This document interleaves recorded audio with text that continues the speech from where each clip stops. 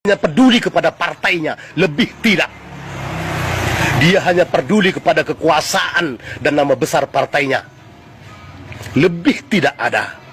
Seorang Megawati Soekarno Putri tidak ada prestasi apa-apa selama menjabat sebagai presiden di negeri ini. Ya.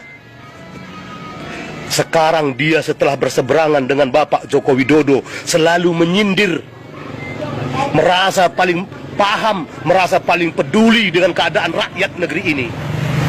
Ya. Padahal dia hanya memikirkan kebesaran partainya. Dia hanya memikirkan kepentingan partainya.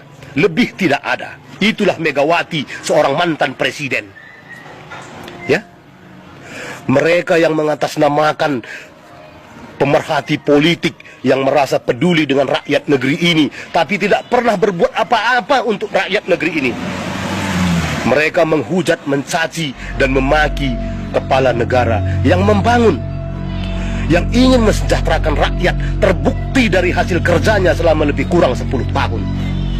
Mulai dari Indonesia paling ujung di timur Papua sampai Indonesia paling ujung barat di Provinsi Nangro, Aceh Darussalam, dibangun oleh Bapak Jokowi. Hanya di zaman Bapak Joko Widodo ada cerita hilirisasi. Hanya di zaman Bapak Joko Widodo ada pengembalian harta kekayaan negeri ini, seperti blok migas Mahakam yang lebih kurang 50 tahun dikuasai oleh asing kembali ke pangkuan Ibu Pertiwi. Hanya di zaman Pak Jokowi, blok Rokan yang selama ini dikuasai oleh PT Sepron kembali ke Pertamina.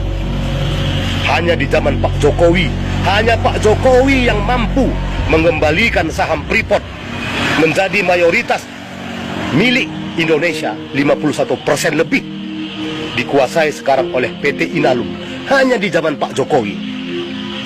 Ya, di presiden-presiden sebelumnya itu tidak pernah terjadi. Makanya mereka benci kepada Bapak Jokowi karena mata pencaharian mereka dari hasil-hasil haram yang menggadaikan kekayaan negeri ini tidak bisa lagi dikerjakan. Makanya mereka membenci Pak Jokowi, menghasut rakyat negeri ini untuk menjatuhkan Pak Jokowi. Itulah mereka-mereka semua yang merasa paling pintar, paling paham dengan keadaan negeri ini, tapi tidak bisa, tidak pernah berbuat apa-apa, tidak punya andil apa-apa untuk kemajuan dan kesejahteraan negeri ini.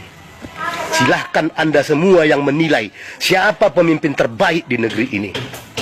Orang seperti Anies Baswedan kah yang hanya kebanyakan cocot, tidak punya prestasi apa-apa, hanya menjual bahasa-bahasa, kata-kata mutiara untuk menyenangkan hati para pendukungnya? Seperti Amin Rais, Rocky Gerung, kalau tidak menghina dan menghujat, memfitnah Pak Jokowi tidak makan? Itukah yang mau Anda ikuti?